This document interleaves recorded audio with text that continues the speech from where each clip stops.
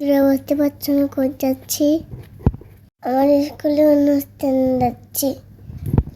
দেখো বন্ধুরা, আমি আইসক্রিম খাচ্ছি। আমার আইসক্রিম ছাড়া চলেও না। এখানেই খেতে চাই, সেখানেই আইসক্রিম খাবো।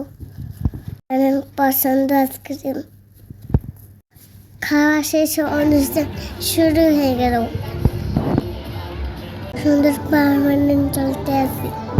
ছোট ছোট বাচ্চারা নাচ করছে। এই দেখো আমার ফুপুরাও নাচতে আছে। আমাকে ফুপুকে নাচটা কেমন লাগছে কাছে। আমার স্কুলে স্যারও নাচতে আছে, তাদের নিচে ভালো লাগছে। আমাদের ছাত্র খুব সুন্দর করে নাচতে পারে। দেখো বন্ধু, সবাই তুলে নাচতে আসছে।